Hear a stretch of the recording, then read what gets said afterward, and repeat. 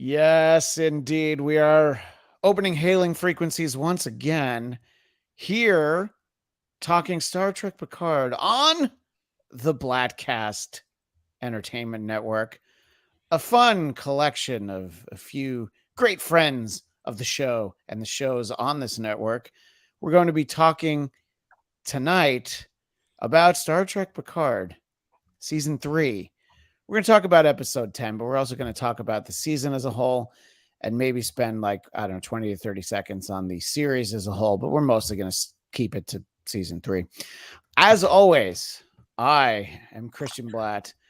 And for his return visit this season, we're moving along the conversation right now, joined by the one, the only Mr. Frank Moran. Oh, going thank you. Boldly where no man, no one has gone before. And for the first time to talk Star Trek Picard Season 3, my friend Drexel heard. Usually we talk about things that are far less consequential, like the future of the free world and the decision makers and the impact it's going to have on all of our lives. But Star Trek, Drexel, I think is something that's truly important to all of us. It is, and it's the Federation is very much like the things that we talk about outside of this. It's run about just as well as everything we talk about, and we have a Space Force. So I mean, here. Yeah. How long do you think it would be before Space Force would be assimilated if a Borg cube showed up? Well, much like this finale, I'd say 35 years. Oh, okay. So that's not so bad then. In any case, Drexel, just to give some of our audience a little bit of a background, I always find it's interesting when people talk a little bit about what Star Trek has meant to them, just sort of at what point in life you found it. I've repeatedly told the story about I just grew up with it. My mom used to watch the original series in high school, first run, Friday nights. Friday night was date night, but if you were dating my mom, you were staying in and you were watching Star Trek. And, we were the first family that I knew that had a VCR because my mom would record it at midnight in New York on WPIX Channel 11. And she specifically was recording it every night because she really wanted to see The Trouble with Tribbles again.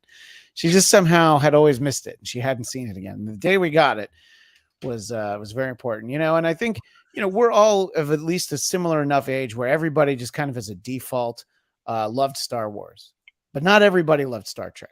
A lot of people didn't even like Star Trek. So what was, how did it come into your life, Drexel? I've been a lot like yours. My mom loved The Next Generation.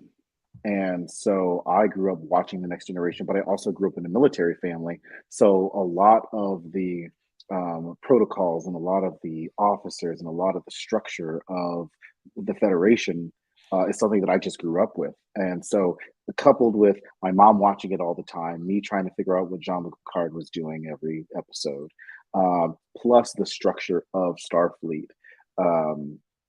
really like piqued my interest. And then I didn't watch Deep Space Nine. And then it wasn't until I watched all the movies, but I moved to Japan in 2000. Right. And during that summer of 2000, two things happened. One, the Harry Potter and the Goblet of Fire had come out, so I was distracted by that. But we were also in rotation, so I didn't have anything to do. I didn't know anybody. So what I did was I watched all of the Star Trek movies from Kirk through Picard of what was out at that time through that time. So I really kind of caught up during that time. And then the pandemic, I watched all of Voyager. In like a year. Have you at any point watched Deep Space Nine since then, or? I have watched I've watched a good maybe like 2 seasons of Deep Space Nine. It's a really I know there's a lot of people out there that love Deep Space Nine. And I get it. They would say the same. I think people would look back at The Next Generation and say, "Oh, the acting wasn't really great in The Next Generation either." But I think it's even worse in Deep Space Nine. And so I think. There's like Next Generation for me. Deep Space Nine has a point where it hits its stride with Deep Space with the Next Gen. you can say it starts really in season 2, but season 3, you're like, okay, this is really where it's firing on all cylinders. Yeah. They have enough dilithium to power the entire season. Yeah. And it might have taken a little bit longer with DS9, but their last couple seasons, dealing with especially the Dominion War, yeah, I feel like they really got on something. And people who know me and know me talking about Star Trek, Voyager was I just I know. couldn't. And I don't even know if we need to talk about Enterprise. Frank, do we need to talk about Yeah. Enterprise at all? I don't know that we do. You all don't right. want to talk about Scott?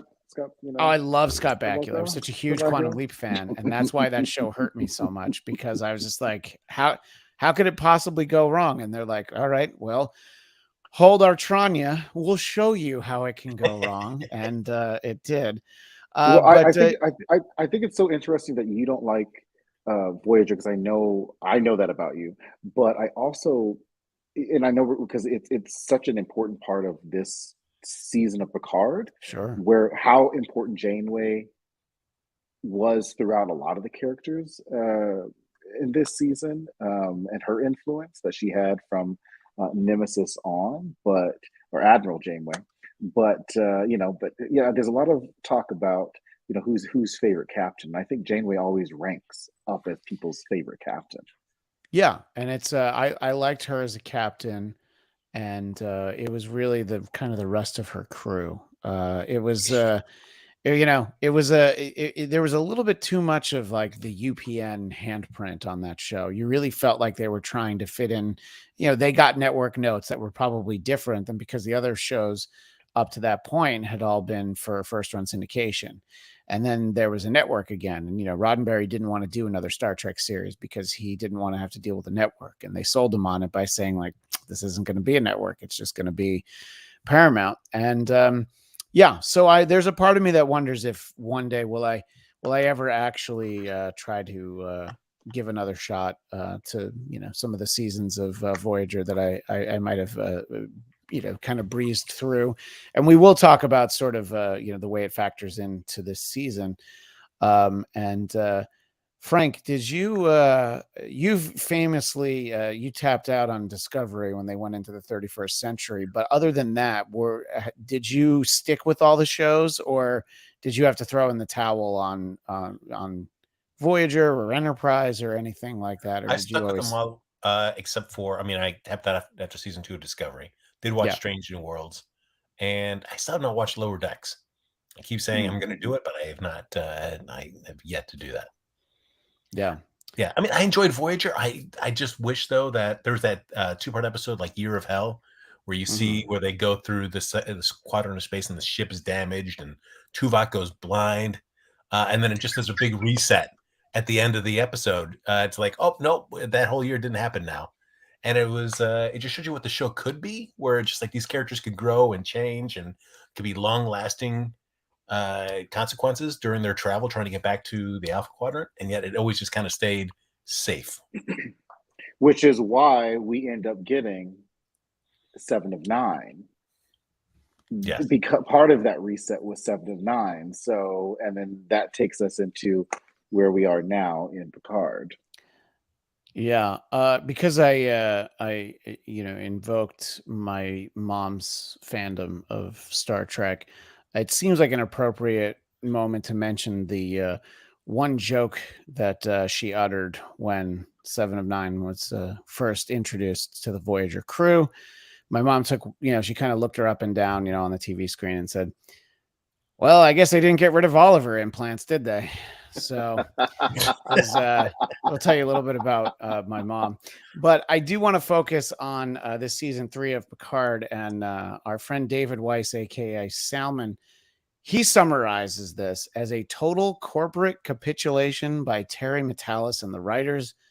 I feel somewhat differently than that, but let me start with you first, Frank, because you haven't met your quota of number of words uttered during the episode. So we want to get to that early, so that you can make any bonuses for your appearance here.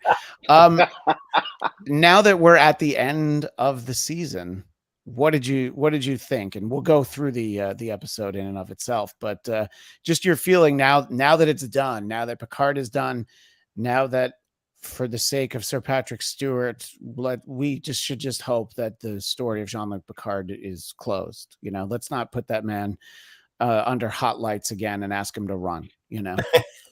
That one comment there from Daniel there about it being a corporate capitulation. I, like yourself, can't really agree with that. I mean, I would think that the only capitulation that they made was just the sake of budget. I mean, there's certainly been plenty of interviews with Terry Matalas about saying what he wanted to be able to get in the series or in these last few episodes, and there just wasn't the budget to get the cameos and get the actors or get the locations that they wanted to get in this. And so I thought, given all the constraints with the budget that he had to work with, I mean, he did a fantastic job of telling a really fun story over 10 episodes. I mean, there are things I would like to have seen fleshed out, told in different detail, but overall, I was really happy with what he did.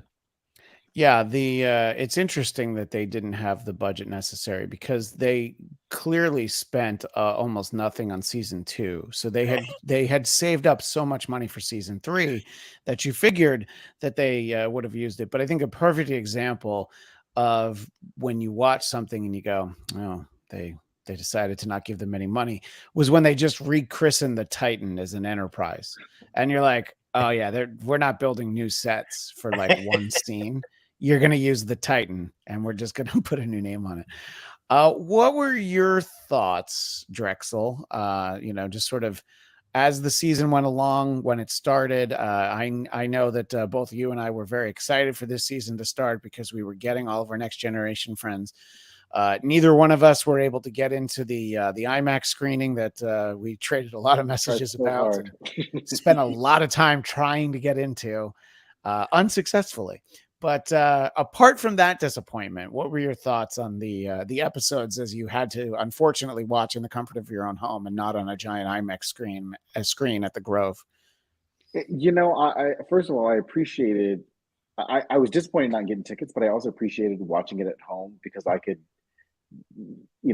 focus on what I was watching, and that's the beauty of kind of watching things at home. But I, like probably everybody watching, thought this should have been like the first season. Like this should have been the first season, like the way that this storyline should have been in the first season. We shouldn't have had to go through like whatever we went through the first 2 seasons. Like this season projected like those 2 seasons didn't exist. And so, but like you said, it's hard to pack everything that you want into 10 episodes. And we know that having done many after shows of different shows, there are certain things that you want to see in seasons. This in particular, the last 2 episodes, felt like a continuation of Star Trek Nemesis. And like, they just picked up, it felt like they kind of picked up where they left off, but they, you know what I mean, with some of these characters. Or is like right after, just imagine if we'd gotten an later. extra hour to talk about that Mike Pence, Tim Kaine vice presidential debate in 2016. If we'd only had a little bit more time. Yeah. So I thought overall, I thought it was a really good arc for a lot of the characters. What was really interesting, the show's called Star Trek Picard, but it was very 7 of 9 heavy through the whole season, through the whole series, actually. So, so that was really interesting. They focused a lot on her, which is why, Janeway's presence illuminated through pretty much the entirety of the series. So you kind of had your expectations of where Janeway was going to show up, and then she didn't. Yeah, I mean, and it seemed like it was a foregone conclusion, because they literally name checked her in every single episode. So you figured that we would get her. I didn't expect her to do much. I thought that we would see her, just a little bit. And one of the things that I put out there in the earlier conversation was Seven's sort of debrief from real Tuvok, not fake changeling Tuvok. You feel like that scene works perfectly if that's Janeway at the other side of the desk. And maybe it was even written that way, I imagine that it was written that way. Yeah. But at the same time, you could see the scene where Admiral Shelby is giving, because the whole point of Frontier Day, everybody was saying Admiral Janeway wants this, Admiral Janeway wants Yeah. that, blah blah blah. Admiral Shelby's speech should have probably been Janeway. Agreed. And I think that there were definitely spots, not only in that speech, but also at the end, like you just said, where Janeway should have been. Yeah. And, you know, great for Tim Russ. I was glad that he got to show up in 2 episodes, and one of them, you know, playing an evil version of himself, which is kind of fun. I'll ask your thoughts on that in a moment, Frank. But to your earlier point, Drexel, I think if these 10 episodes were the only Star Trek Picard there ever was, they only did one mini series, one 10-part series, I think we all would be a lot happier about that. In fact, our friend in the chat, Mr. Weiss, just skipped season 2 because he knew how much I hated it. And I was like, I guarantee you'll have no problems just jumping right in. And Yeah. believe it worked. What do you think sort of about, let's first address, Frank, this notion that we didn't get Janeway. And I know that I don't think, because she was in the finale for TNG. So there was a time where her and Picard interacted, but I think that's the only time, right? And she's in All Good Things. Yeah. Oh, right. Of course. Yeah. So, but I mean, she's not, you know, it's not like if Worf wasn't in this. You know, we had our crew, and would have been nice to see her, especially because of the connection to Seven. But how much of a disappointment was that to you, Frank, that we didn't see Kate Mulgrew in this? Well, and apologies, Drexel, if you are a huge Rafi fan. I do not care for the character. And there's only one Rafi fan, and that's Flobo Boys, who we know very well, Frank. He's the Rafi apologist. I love Michelle Hurd. I don't. Agreed. I'm not a big Rafi fan, though. Yeah. So Drexel's the only person who's like, yeah, SVU really went downhill after season 1. I just felt like every time we just saw Rafi on screen, that was a moment that was like money that could have been used to get other characters I would have liked to have seen more, like Janeway or Barkley or somebody else that I probably would have cared more about. O'Brien, yes, that would have been great too. Any folks of those. So yeah, it was just I would have loved to have seen Janeway. It would have been great. I just wish, there are things in the series that I wish would have been done differently, that we could have gotten other results. And I think to your point about Rafi, is I feel like that character was brought on to give Seven some sort of human connection to somebody, obviously.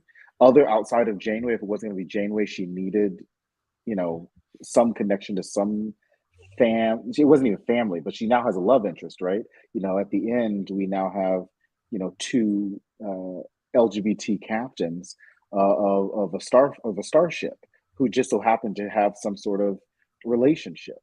And so I think that was the only purpose for Rafi, because you're like, okay, at the end, you're like, okay, she's talking to her son. What I was like, what? I don't even remember her son. Like, there were just things that I was like, why are we revisiting shit that happened that I don't even remember from like season 1 probably, or season 2, whatever happened in season 2. So that's where Rafi was. The miss for Rafi for me is I would be fine with a Rafi Seven relationship if it was actually written, because I feel like it gets tossed to us at the end of season 1, like, oh, by the way, we're in a relationship. You're like, really?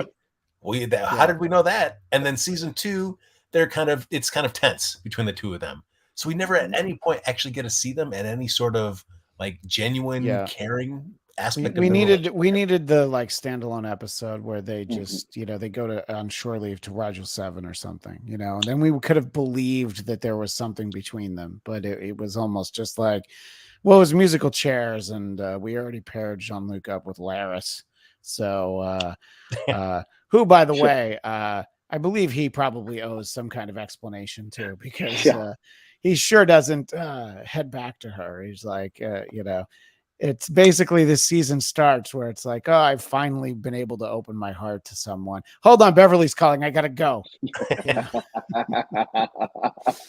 So I would imagine that after seeing just the fan response to season 3, that they have to be really kicking themselves for the choices that they made for seasons 1 and 2.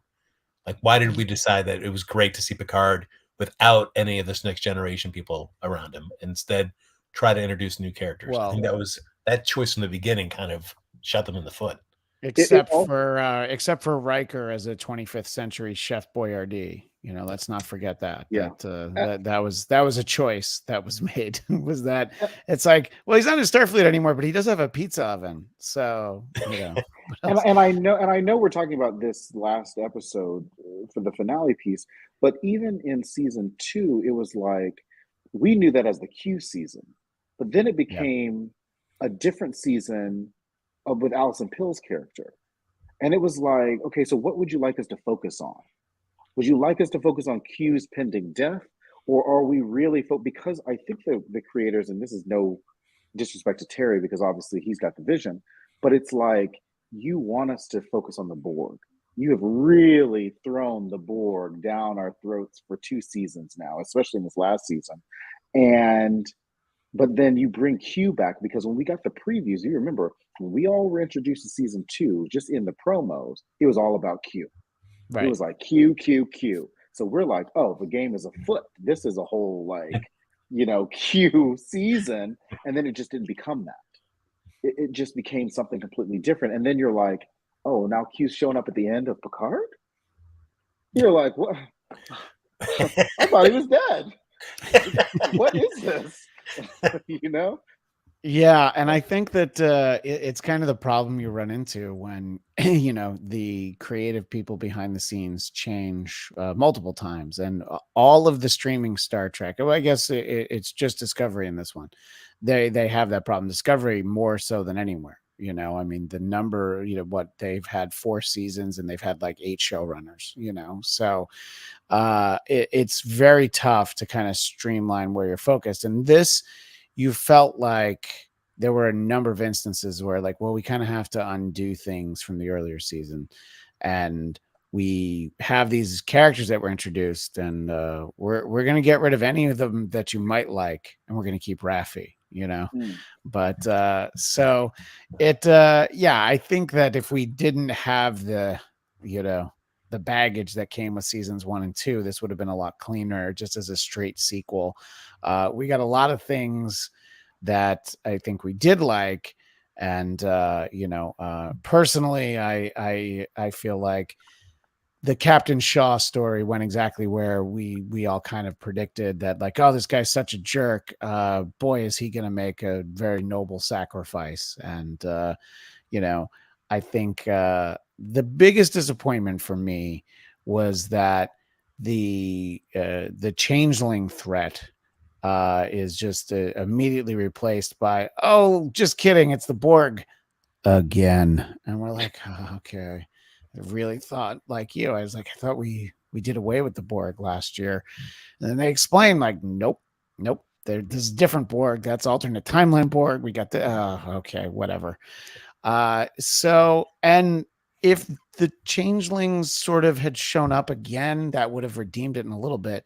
But it was just like, nah. It was just they were just doing the bidding of the Borg, which, by the way, if there's a species that you'd want to assimilate as the Borg, I'm pretty sure it would be the one that can change shape. I think that might be useful. What did you think? Let me ask you first, Drexel, about sort of building to what could have been this really cool changeling story. And there were elements that were very interesting, but then just sort of replacing it with the Borg for the last 2 episodes.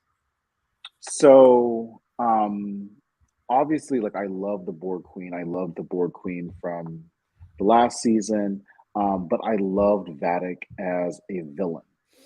Right. And I think that could have been someone that just should have stayed on throughout the whole thing, because it was like what was really, and then we talked about introducing random characters.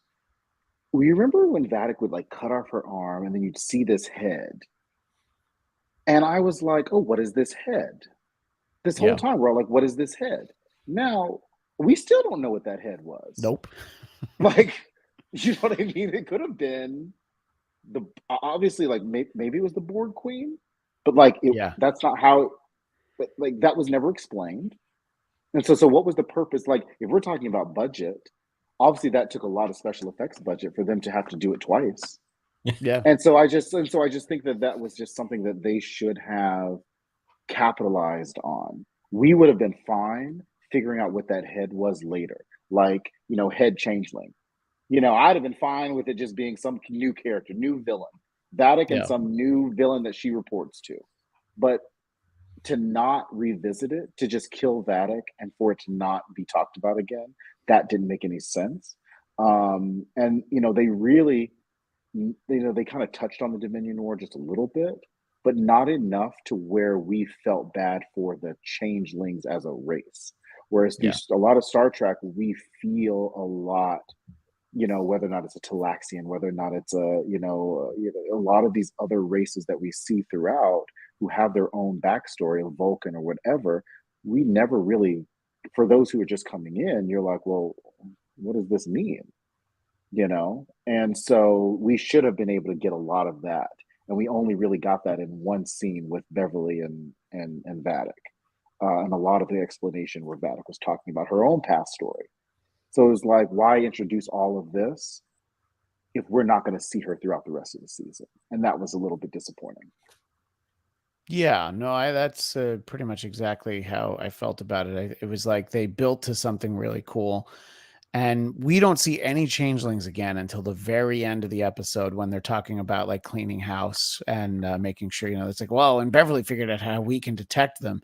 And so there's like one more changeling, but it's like, oh, we overextended the changeling effects budget because the Borg effects budget was too high. Right. But the problem with the changelings is that we still know them as, especially in Deep Space Nine, like they were still a species amongst the Federation. So they shouldn't have been eradicated, is what I'm saying. Like the end of Picard, it was like they're eradicating changelings at this point from, for out of Starfleet. And it's like, well, they were members of Starfleet. So what happens to those changelings who were Starfleet members? Do you just get rid of them? Like, what happens to them? Yeah, well, I mean, I think that Drexel has the ideas out there for a spin-off novel or possibly comic book series. I'm writing it right now. Ted in the chat gives us a live long and prosper. I appreciate that. Ted, thanks for staying up late wherever you are. Let's talk about the bullet points, the best parts of this season, this series, really, which is all kind of come in this season. This finale episode, it gives us what we saw at the end of the penultimate episode. Everybody back on the bridge, they're all together. We had that scene, I think, in episode 8 where they're all in the ready room and they're all together. They're on I believe they're on the Titan at that point, where, and then we finally get them. And the level of care that was taken into recreating the bridge of the Enterprise D, which our visual audience sees sitting behind me. There's times where you're watching fan service and you roll your eyes like, oh, they are trying so hard. And then there's other times where you think, yeah, thank you for doing this for me. This is exactly what I wanted. Where do you see this, Frank, in that sense, specifically about getting the band back together, as it were, putting them all on the bridge and making sure that Raffi's story kept her off that bridge scene? So there wasn't the original cast and then Raffi sitting off in the back, and no Jack Crusher, no LaForge children, characters that we could talk about possibly seeing down the road. But we just had our crew on the bridge of the Enterprise D. What were the well, Frank, for people that have watched us do shows over the years know that we've established you don't really feel anything. Was this the closest that you came to experiencing an emotion, Frank? It was. It disturbed me for a little bit because I was like, what am I feeling? What is this that I'm feeling? I don't understand. Data has a better handle on the emotion chip. In my experience, Frank gave more emotion on our tours at Universal than That's true. No, every I work with you. time Frank was terrified that Jaws Yeah, was going to yeah. actually, come Tears, out and get the Yes. trailer. tears coming down his Money face. was that great motivator. I was able to feign human connection with people. Like, oh, you give me money, I will pretend to connect with you.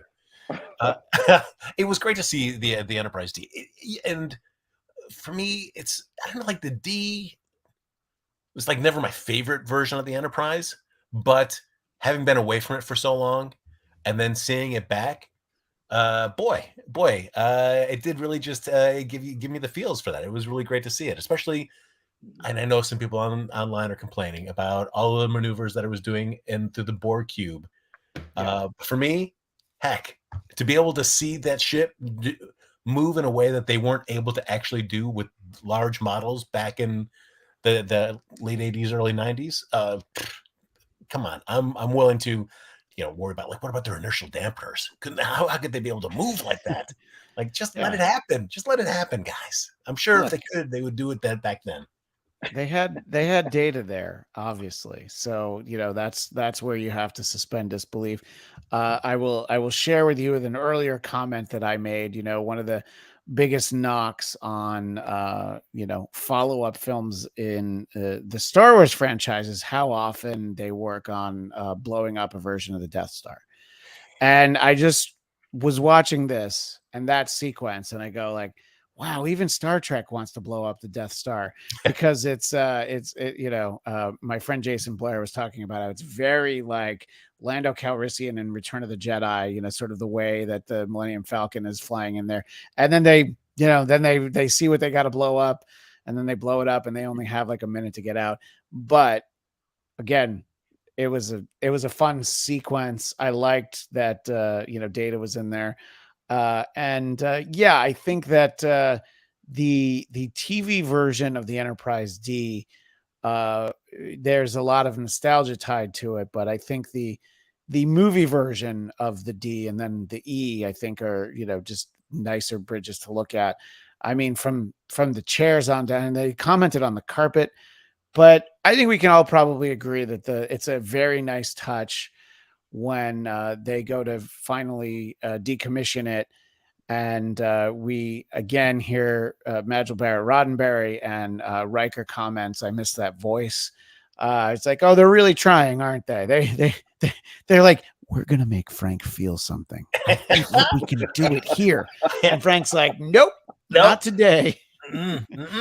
But even those, I mean, there were just nice little character moments, like whether it's Beverly being control of tactical and seeing her, do that great strafing run where everybody's like, what? A lot has happened over the last 20 years. Right, absolutely. And just in the chat, Eric Nagel of It's Eric Nagel. Good to see you in here, Eric. Enjoyed the finale. I definitely did. I was not let down by it. That's why we're building up, starting with some of the stuff that was like, well, I kind of wanted this. I was always holding out. I was always holding out for Reg. But it's fine. And I only realized when my friend Katie reminded me, why have we not had O'Brien? These are all great points. But what were your feelings, Drexel? Just getting what we knew when we heard that this was going to be the final season, and this was going to be the season where they got the cast back together. What we really wanted was to see them on that ship, and then they just give it to us, and you didn't even make us wait that long, because at the end of episode 9, it's like, all right, let's go. And then it's like, yep, there they are. What were your thoughts, Drexel? I think for me, music played such a huge part in the feeling of what we saw throughout a lot of this series, especially in this last season, when we saw Voyager and the space dock. Just to interject, we had the themes from all the shows. So we, they had the Defiant. So we had the theme from DS9. And again, that's another one of those. It's basically what Eric's saying in the chat. It was so much fan service and done in a good way. He agrees that the music cues were great as well. Great. It's exactly. It was fan service, but I'm like, no, it works in the story, so this is perfect. So go ahead. So when we saw the Enterprise for the first time, and then we get the music right after it, the music paired with seeing what we love and what we know made that whole thing better. Just it was just like, okay, we know. And I don't know if, not many people watch like the credits roll at the end, but I remember at the beginning of this season when we heard the second half of To the Stars, or the end of the season, the mid credits, and then you hear the Next Generation theme. And that's what you heard in the first episode, and you're like, oh, this is gonna be all TNG. Yeah. And you're like, oh, we're about to get some crazy TNG stuff at some point in this season. I mean, I of course, like you guys, like love seeing everybody on the bridge. Would have liked to have Wesley back because he played such a big role in that, but obviously we know why I don't know. I thought Wesley was dead, but then people are like, no, he's not dead. He just was He teleported. showed up at the I was end like, of what? season 2, which is the one thing that people need to remember from season 2. You don't have to actually watch season 2 to see it. You just need to know, like, yeah, they tried to kind of deal with him in that way. But yeah, I think that for the emotions of it, considering that he does the after show for Paramount Plus, it wouldn't have been that hard to be like, to get him back. Will Wheaton, we're going to need you to work for Scale. Is that going to be okay? Yeah. I don't know him at all, but I feel like he would have said yes. Yeah, he probably, as a fan, he definitely would have said yes. I don't know if you guys thought about this. I know we're talking about the Enterprise, just the rechristening of the Enterprise G, but I thought that we were going to see it be rechristened into the USS Picard.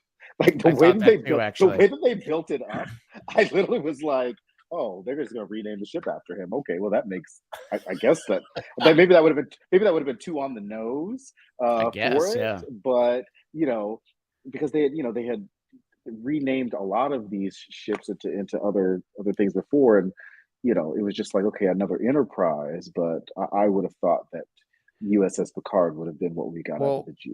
Just imagine that when, he would have known nothing about it, but it would have given an interviewer an occasion to ask what William Shatner thought about the fact that, like, well, they named a ship after Picard, but there was never an NCC-Kirk. And, the answer would have been very entertaining. I think anyway. Yeah. Well, that there's all those people that are on the Enterprise F, and they're like, yes, we're one of the flagship vessels. What a historic name. Cut to, oh no, guys, you're decommissioned. We're going to the Enterprise G. Wait, what? Yeah. Oh, yeah. No. And I think Eric makes a good point. Like, Enterprise is a huge part of of the Star Trek franchise, but we also have, like, the Titan came out of nowhere. Discovery came out of nowhere. A lot of these newer ships that, like, I love Discovery as a ship. I just think it's sleek. I think it's beautiful. And, but I get, what about Enterprise? Yeah. I mean, we skipped a couple of letters, but came back to a couple of letters, but somebody in the chat says, what about Enterprise J? Whatever. Right. No, exactly. But I just think that, to your point, like a lot of it was just fan service. Even at the end, of them playing the card game was the end of all good things. Like, seeing them together in certain things. I thought that it was going to end after 7. After the Enterprise like flew off. Like, I thought that was going to be kind of it, and then maybe that would have been the post-credit scene. Right. Like the card game would have been post-credits. That would have made more kind of sense to me, just as a TV watcher. And we could have skipped the whole Q thing. Like, seeing them at the end in the bar could have been a post-credit scene. Everybody would have been happy. We didn't even need to see Jack Crusher and Q. We didn't need to see all that. I think if you felt you needed to do a Q mid-credit scene, it should have been Q and Jean-Luc. I know that Terry Matalas has this ambition of doing something that he refers to as Star Trek Legacy, and he swears he's figured out a way to bring Shaw back, which one of the theories we had earlier was that it's a mirror universe Shaw, but he's like the one guy where the mirror universe version is super nice and friendly and just happy about everything. And I was like, I'd kind of like to see it, whatever it is that he has planned. But yeah, I think that there was a little bit of the setup in there. And again, people know that not the biggest Q fan because Q is magic, and I don't think Star Trek should have magic in it. But that's just me. I think if we can have 2 Captain Lorcas Yep. in Discovery, we can always bring back a Captain Shaw. If we can have 2 Admiral Janeways or Captain Janeways, well, there can definitely be. And if we can bring back Picard from a Borg, we can have a Captain Shaw. And let's not forget the recent announcement that the long languishing Section 31 series starring Michelle Yeoh, well, she wins an Oscar and all of a sudden they figure out a way to get that back on the schedule. So, and that is, of course, a Mirror Universe version, which honestly, we really didn't get to know Captain Georgiou, but Admiral Georgiou was a great character, and I was glad that they figured out a way to keep her around. But that's not this show, and Frank doesn't really know that much about that anymore. But I feel like you'd have to watch a Section 31 movie because it's set back in like the 24th century. So Frank has a very strict no 31st century policy. It's he's had it his whole life. You know, one thing. Go ahead, Drexel. No, go ahead. I was just saying, tell me the story of how they get Section 31 gets Kirk's body, and I'm down. That's cool. Kirk and Shaw, and just bring back everybody. Yeah. All of them are in Section 31. Actually, that's where they Section 31 is where they got Picard's body from.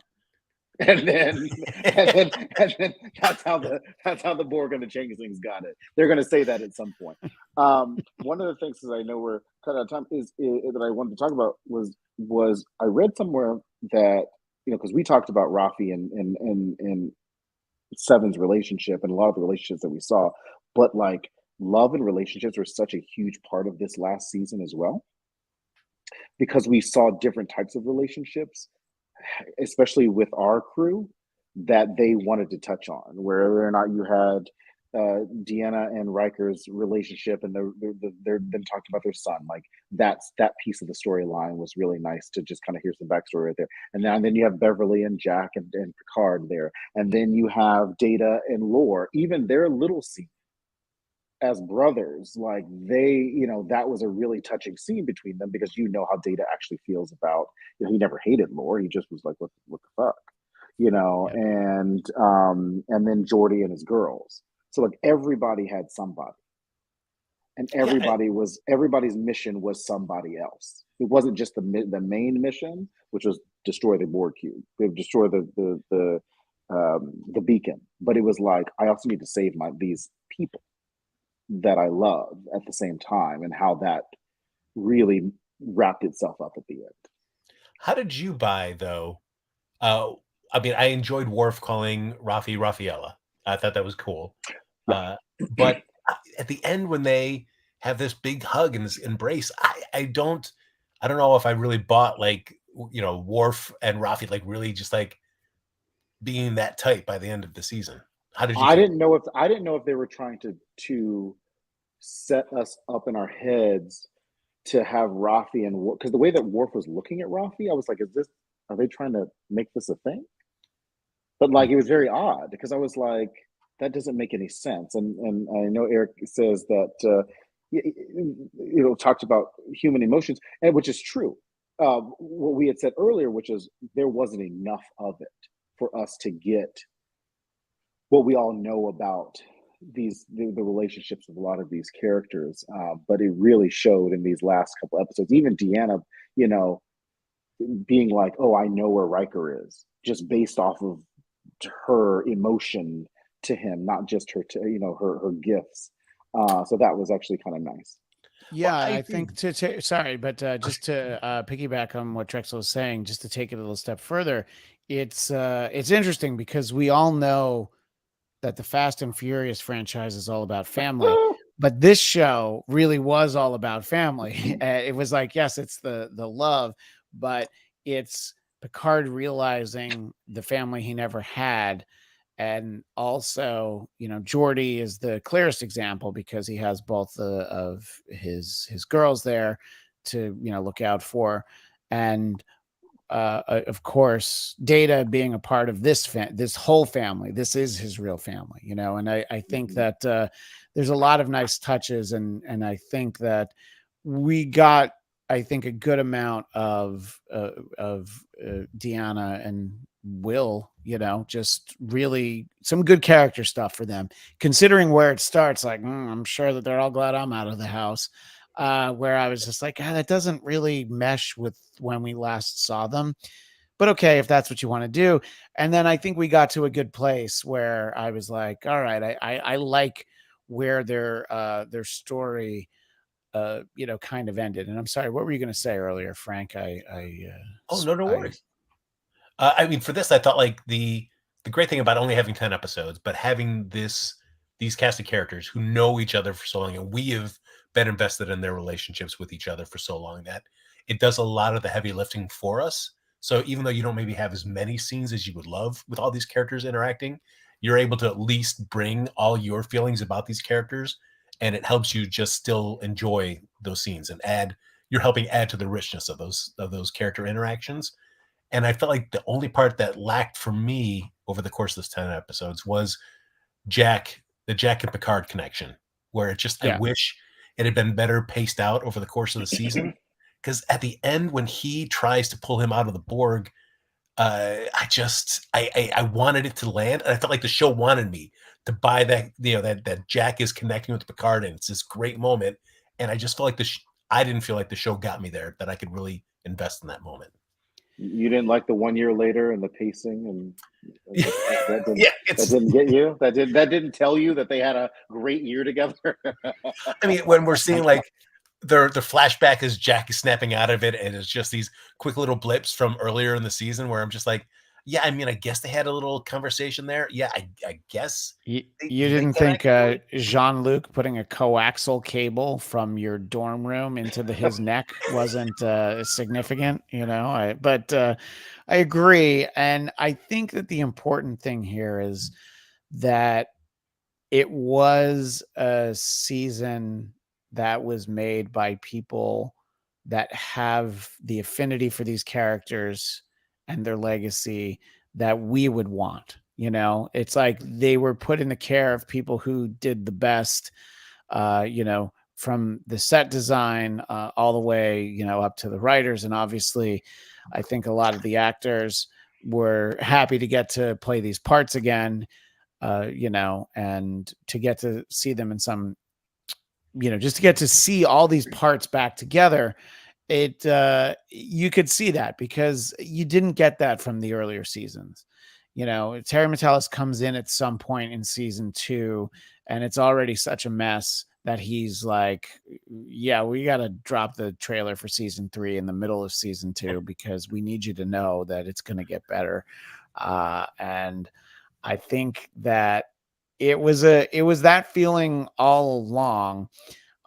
My friend Tom Kelly, who will make a return visit on the Blackcast to talk about his thoughts about this, he is the one person I know who just from beginning to end just actively did not like it because he felt like it just ruined his childhood.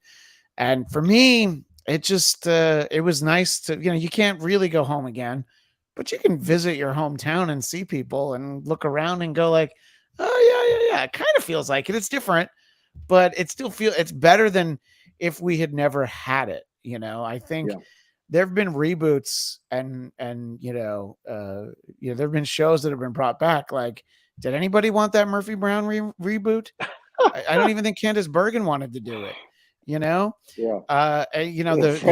Frank. The Frasier reboot only has Kelsey Grammer in it.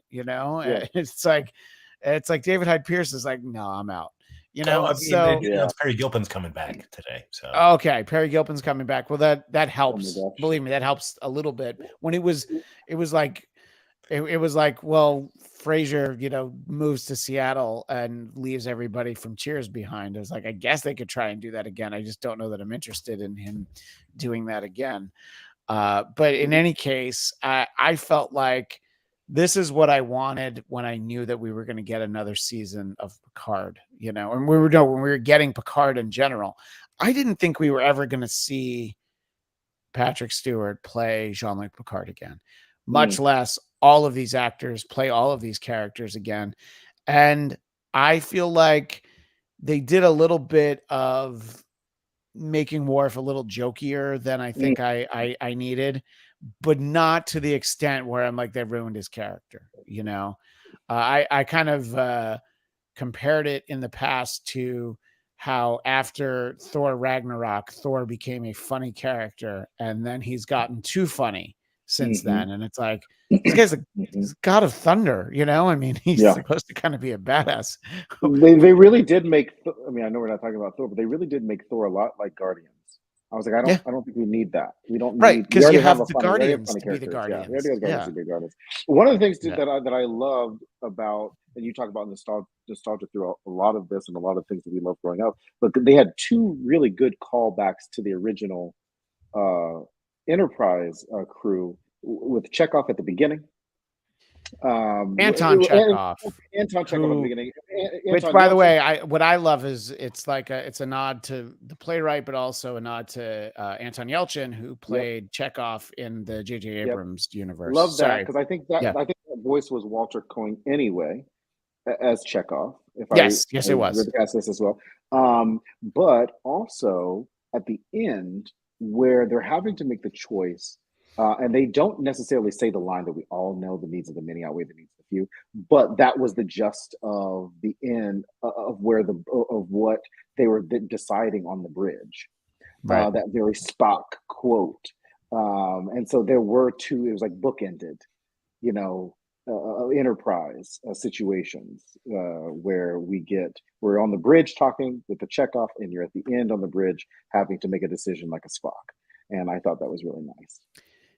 Yeah, no, I think that those were really nice touches, and it's like it's an homage to Next Generation, but it's clearly like a love letter to all of Star Trek. You know, again, by having Walter Koenig in the beginning, you know, vocally, and it's like I don't need to know how old he is, and really he's the president. It's fine. It's one of those things where it's like sometimes the fan service makes enough sense where I'm like, this is cool. This is what I want. Good for him. Right. You know, he's a North Hollywood local. You know, sometimes you might spot him out and about. So, you know, it's like, good for Chekhov. So when you think back on specifically this season, Frank, what are the high points going to be for you? And do you think with time you won't even think about this didn't work, or that was a little bit of a letdown? Will you just think back on this series just as kind of the high points? Yeah, I will. I mean, certainly probably my highest point is the Picard Ro-Laren conversation. Something I thought we would never get a chance to see on screen. I agree. Yeah. So for me, that's probably the highlight for that. I loved all of it, and I love Terry Matalas saying that, she was going to be alive at the end. We just ran out of money. Yeah, she only had a few days of availability or something, I think is what he said, right? He had like 2 days to film her. And and it's interesting when, real world, problems get in the way of something like that. That was the biggest surprise of the season, to get Michelle Forbes, who no one would have, like, the season would have ended and been like, they really should have been able to figure out a way to get Ro-Laren in there. No, it's we felt like that chapter had been closed, and I really thought that they did a nice little misdirect with her when we first see her as like the hard ass, and then it's like, oh no, okay. I thought that was. I can't say that was the best episode because there's the ones with the Enterprise in it. But I mean, from a writing standpoint, I think that was some of the best character stuff, the stuff with her and Jean-Luc talking. I agree. It was like, to believe she's still alive, though. I will go with Terry Matalas saying that he would have filmed that. So she's still alive out there somewhere. Right. Yeah. She was able to beam off the ship right before it exploded. We've seen that before in Star Trek. Ro-Laren was our Seska. from Voyager. We were like, where did she come from? She came back. Seska came back in Voyager, and you're like, oh, okay, well, guess that works out. And she's pregnant. Got it. Okay. But that's funny. Yeah, so I think that we're kind of in agreement that we are happy with what we got. I think we could have done without the previous 20 episodes of this series. especially season 2, because I didn't think season 1 was good, but then season 2 really showed me what what I was thinking was way off. But this is what we wanted, and we don't usually get this, you know what I mean? And none of our beloved crew members ends up dying. I mean, I mentioned Star Wars earlier, and then it was like, oh yeah, everything's good. Oh, but we're gonna kill Han Solo. Wait, what? No, I wanted him to live forever. Like, I didn't want that. No one asked for that except Harrison Ford. He's the only one who wanted that to happen, probably. So if we never revisit any of these characters again, for various reasons, I'll be okay with it. If they want to continue this era in some way, and then like, oh, we have a cameo from Worf, or a guest starring, I would be intrigued and I'd want to check it out. But I don't know that I need this idea for this Star Trek Legacy series that Terry Matalas has talked about. Really? What do you think? I would watch it, but I don't need it. You know what I mean? It's not like I'm like, oh, I really like that scene at the end where they're on the Enterprise G, and we don't get a catchphrase from Seven. It's like, well, if you pick up the show, maybe I'll give you the catchphrase. The catchphrases are really hit or miss. I mean, Burnham's "Let's fly," it still doesn't fly with me. But Drexel, in terms of the idea of getting any kind of continuation of any aspect of what we got this season, what are your thoughts? Are you excited about any of it, seeing any of it, or is it? Are you going to be okay if it's like, yeah, actually, we're not going forward with anything else? I mean, I'll watch it. It's Sure. kind of like HBO or Max's new Harry Potter series. Like, I don't need it, but I'll watch it. Right. But I also love a good prequel.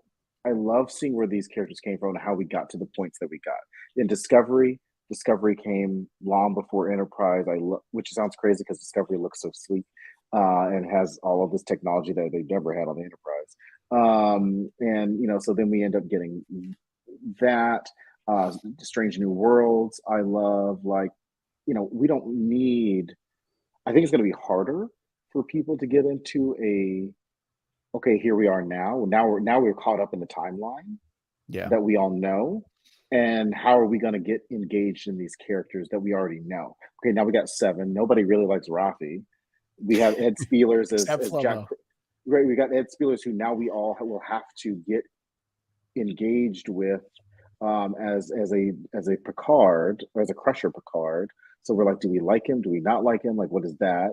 Then we've got the LaForge twin, the sisters, and we're like, okay, now we have two, especially with what he wants, is that there are too many Nepo babies and Nepo people in this new what will become this new season, because we're all going to be like, well, we missed the old people. I think that's going to be the hard hill for them to overcome, which is, oh, do we want to see the old people back? And I think it's like the Harry Potter people. It's like, well, we really were fine with Daniel Radcliffe, Emma Watson, and Rupert Grint. I don't want to see the new Harry Potter. I don't care if they share the new Harry Potter, right? And so I think that's going to be something that they're going to have to figure out, is how to get the audience to believe and to love the characters who have the same last names in a lot of cases as the ones that we liked before. And now we have to deal with Q again. For what? What? I mean, I think, look, they did it before. I mean, I think that they, kind of got in their own way by putting the elderly Bones in the Encounter at Farpoint, the pilot for Next Generation. They were trying to go no, we can do Star Trek without all the characters you love.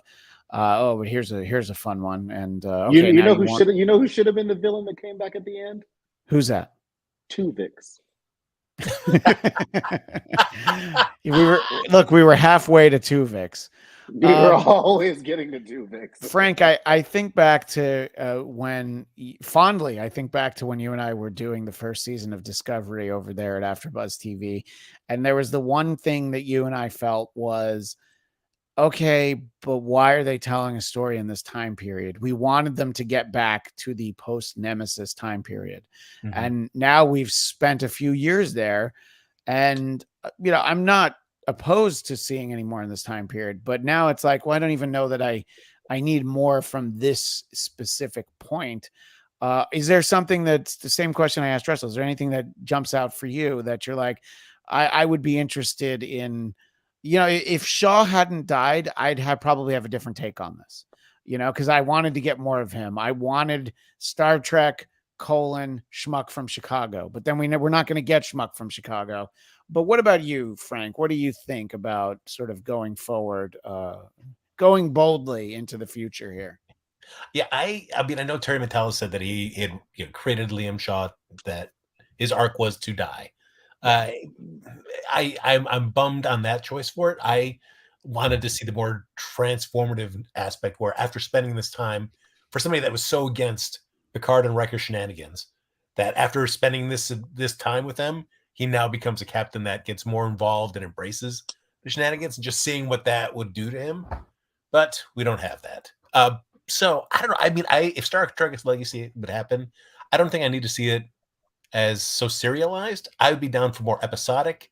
I'd also be down for just standalone episodes where we don't see the Enterprise.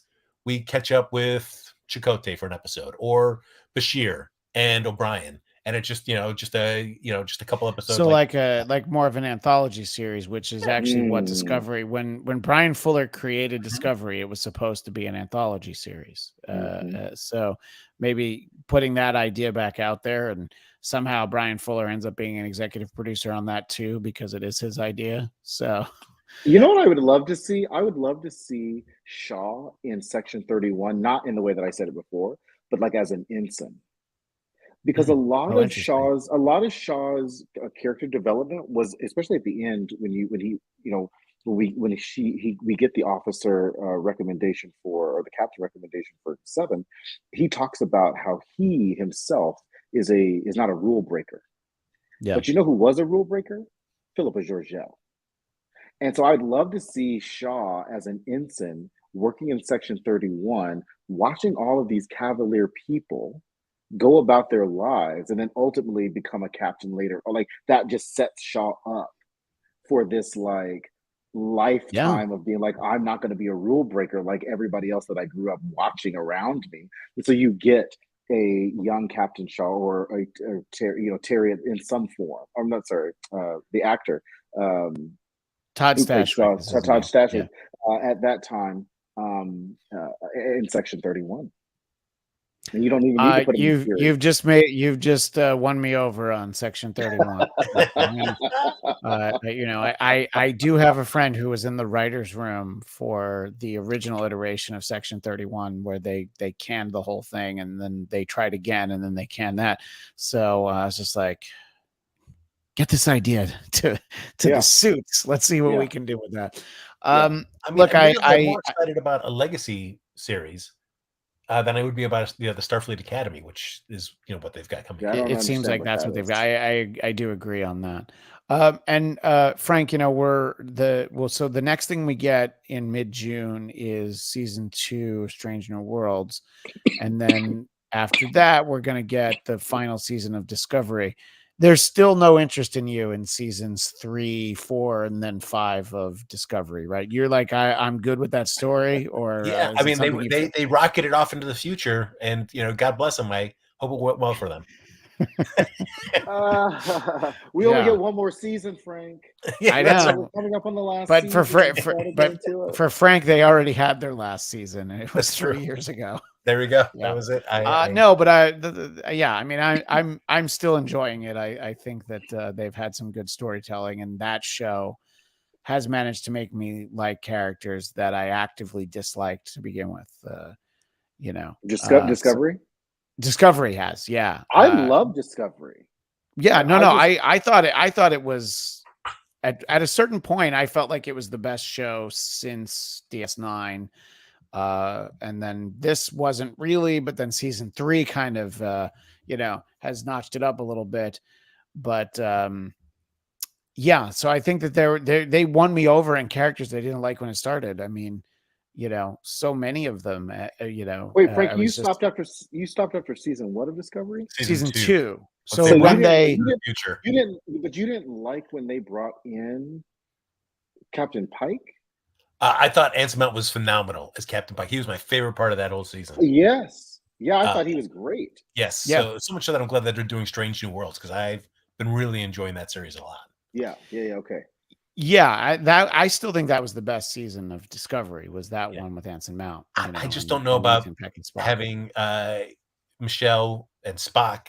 It's a sister that you never knew about. The Dark Angel. Yeah, and the Red Angel. The Red Angel. Sorry. And now, we can never speak of my sister Michelle Burnham. We can never speak of her. Or the Discovery. They're erased. I never talked to Kirk. No, I think that's again where you run into like, oh, we have to try and untangle webs that were wove before we had a job here. But I mean, Tilly, Saru, and Stamets were all characters that I did not like for most of the first season, and I like them all now. Saru I like. Stamets, I just didn't. He was always grumpy, and then Tilly, she was kind of annoying. But what's really interesting about Strange New Worlds with this Spock is we're like, at what point is Spock in the timeline? Because he doesn't want to talk about having other siblings in Strange New Worlds, even though I think he knows. I don't know if you watched this last season. There were many points throughout Strange New Worlds where I think Burnham in his head came up as his grown-up sister, but like he never speaks about her because they grew up together. So there's moments between Spock and Pike where they kind of allude to it, but I mean, Strange New Worlds is going to give us Cybok, which I was like, I'm just like that's a very Star Wars thing to be like, that thing that you don't like, we're going to give it to you, because like Star Wars television in particular revisits the prequels and prequel characters all the time. We're like, oh, we know you didn't like the prequels, but here's somebody else from the Clone Wars, and you're just gonna have to swallow it because there's gonna be stuff that you like as well. And the idea that we would have Cybok, I'm like, it's interesting, that's for sure. So I don't know. Look, after season 2 of Picard, I could have very easily fallen out of love with Star Trek, but then Strange New Worlds was so good that I was like, that had to be the next show for me to be pulled right back in immediately. And I think that they did a great job with that show, so I'm very excited for season 2. I just felt like Picard in this new franchise that we love, because I think J.J. Abrams did a really great job of literally giving us a sleeker, more exciting new franchise, and this is how Discovery came about, right? But I look at the new Paramount Plus Star Trek timeline, I go, okay, Discovery and Strange New Worlds are here. Picard is in its own world. I don't even put Picard in the timeline because I'm like, Strange New Worlds, Discovery, Lower Decks, I haven't watched the cartoons yet, and Prodigy, they're all in its own thing. Right. And I think Picard, like we said at the top of the show today, and a lot of folks who've been chatting tonight, is just for the fans. Picard was just for fans. It was not to be a part of something that we wanted to like, oh, how does Star Trek as a franchise continue? It was like Picard's on its own. For what? Yeah, it's almost like the DC film division is a mess, but it's always like, you love all that Batman stuff. Yeah, that's not related to any of the other stuff that you see. We have a Batman, but it's not the one that you see in the Batman movies. Right. We got Ben Affleck. Do you like him? No, not really.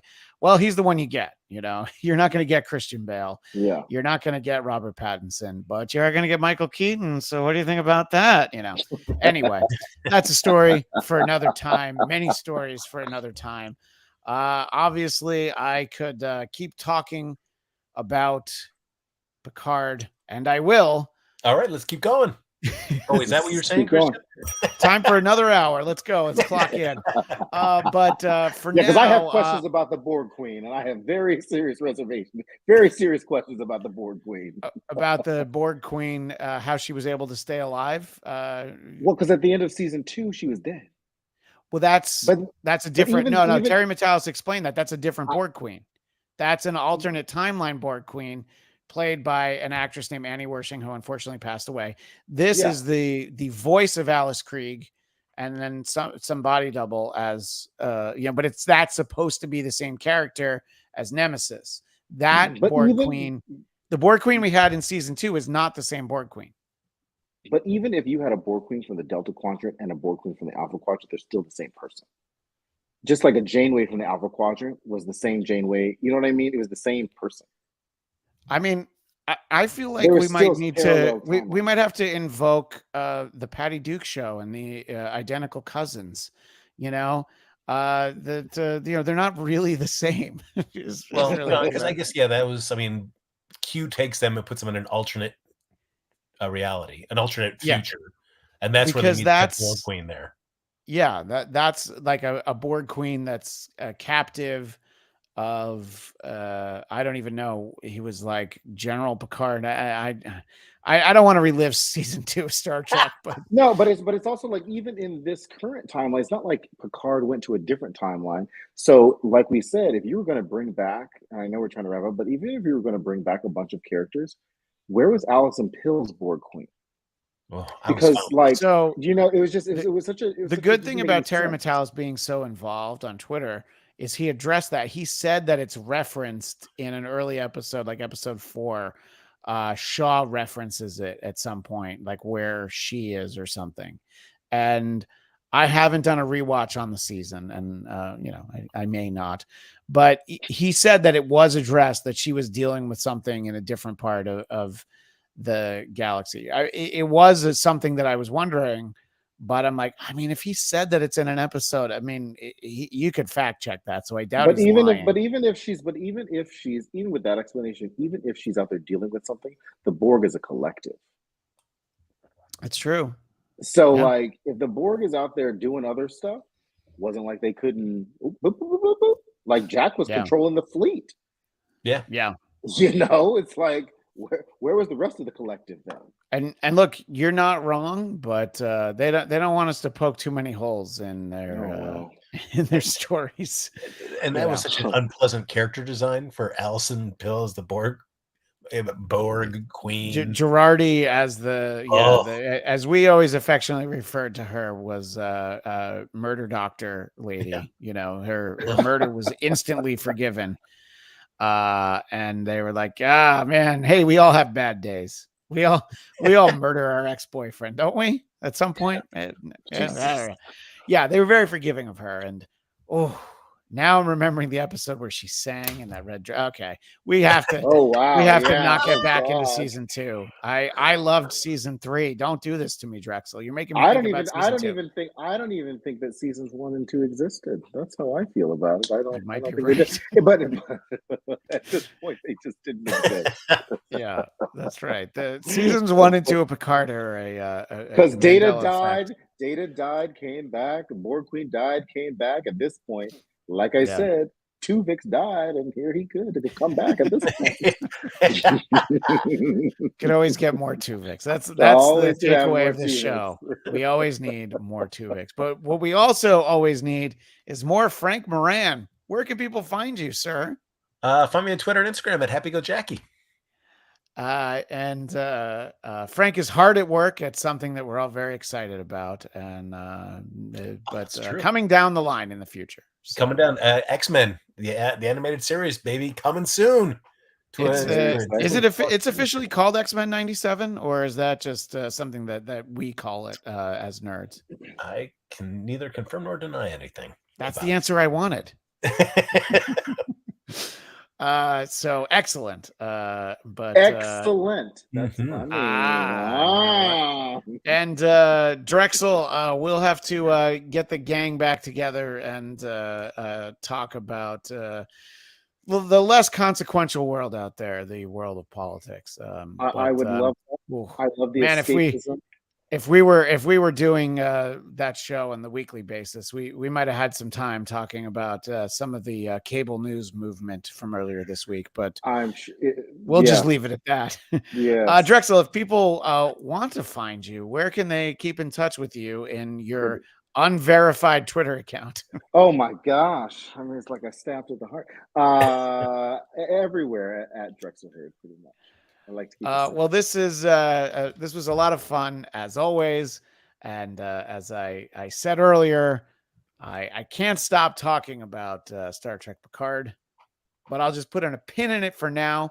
And if you've enjoyed seeing Frank and I tonight, well, then you tune in tomorrow night, because Frank and I are going to be joined by my friend Caitlin Cornell, and we are going to talk about season 3 of The Mandalorian, which I have some different feelings about, and yes, some jokes about it that I'm going to save. So I don't want to burn them all right here. So tune in at the same time as we did tonight, tomorrow night at 9 p.m. Pacific. And I know that's midnight Eastern, but you can watch it later. So this is the show. This is the way. You can see us then. And important to know, Jacob Lee Downey will indeed be there, because he saw it and he knows that we'll be there. So we appreciate that, Jacob.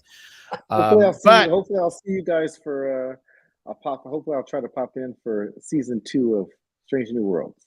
Yeah, I definitely want to do usually that one I want to do. And I think we didn't do that as a weekly show for season 1 because Nikki Bailey and I, we were just in a bad way after doing Picard season 2 every week. So I think we just did an end of the season 1, but I enjoyed season 1 of Strange New Worlds enough where I would be willing to do some more regularly scheduled things in there. But in any case, thank you both and everyone in the chat, especially people who stayed up late. But until next time, live low. The virtual background is taking away. I'm just saying live long, but don't prosper, which is Christian is a changeling. Actually, we got to go. Live long and prosper.